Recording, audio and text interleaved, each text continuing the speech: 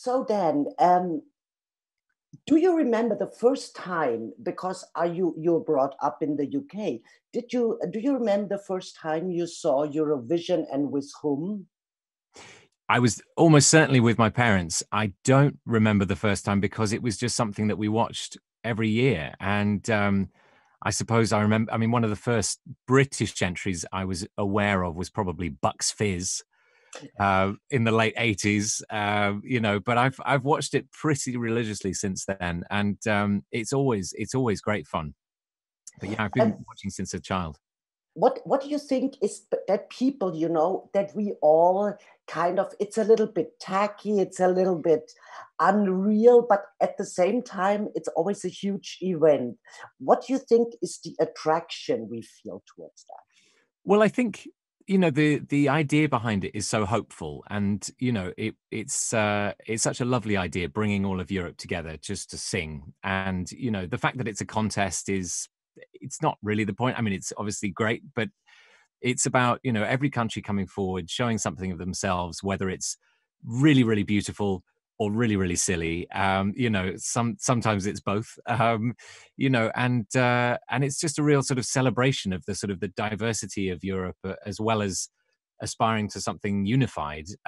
Which is a really really difficult challenge. And I think understandably there's chaos in the midst. I think very often it's live, so there's that, which always complicates things. It's always a really interesting night. You won't see anything like it anywhere else in the world. Absolutely. I know that the Americans always try to bring the Eurovision to America. Let's see if that happens one day. Yeah. Your Alexander, your Russian I mean, when he started singing, oh my God, it wasn't you, right? Sadly not. It was going to be, and then we weren't able to record the song, so I'm singing to a track sung by a fantastic baritone. But yeah, it's an incredible song, and it was written for my kind of register, which is that sort of opera pop baritone crossover. And it's a very funny style, and it's a style that you often see at Eurovision.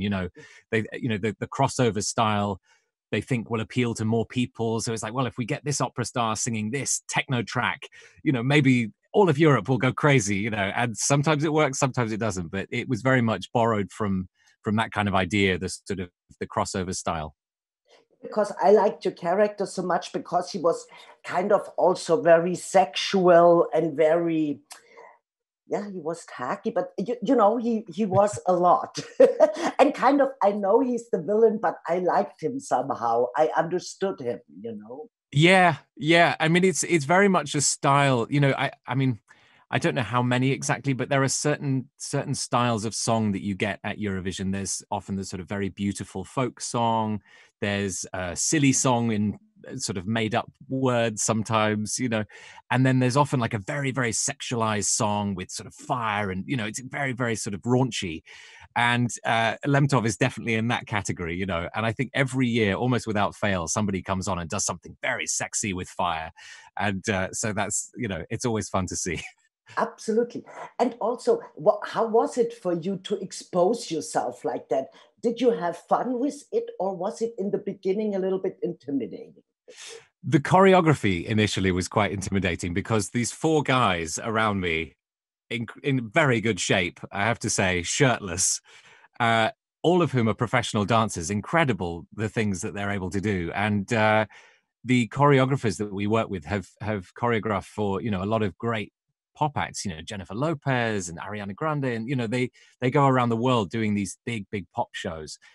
And I wasn't sure I was going to be able to get on board with the steps, and keep up with these guys. But it was a great challenge, and I love challenging myself in all different ways. And this was just a different kind of challenge, really. Absolutely. And also, he had this dark secret, Alexander. I mean, secret on one point says to him, "Are you gay?" And he said, "No, I'm from Russia. We are not." But it's an interesting layer to him. It is, and it's sadly based on on truth, that a lot of pop singers, a lot of artists in some countries aren't able to acknowledge their sexuality because it's actually dangerous, and the countries they come from, you know, make their lives a living hell. And you know, so for all of the silliness of Lemtov and the glamour and everything, there is a sad story underneath, I think, that sort of that gives him some interesting depth. And what did you learn being there? Because I think you shot in Edinburgh or in Tel Aviv, right? So the production shot some of the very, very wide shots in Tel Aviv. I wasn't there personally, but for those very, very wide shots you see of Lion of Love, they played our track to the Tel Aviv crowd and got them dancing and waving banners and stuff. So at the back of the stadium, that's all real Eurovision crowd, and then at the front is us, and they sort of put them together.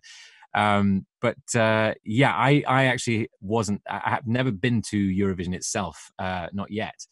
But even singing on that stage, which was a replica of the Eurovision stage, you know, with a crowd of a few hundred at the front, you know, going crazy. It was a really, really wild feeling, and with the, you know, the real pyrotechnics going off, and it's so exciting. Thank you so much. Then I have to stop. Have fun and good luck. Thank you very much. Bye. Bye. Bye.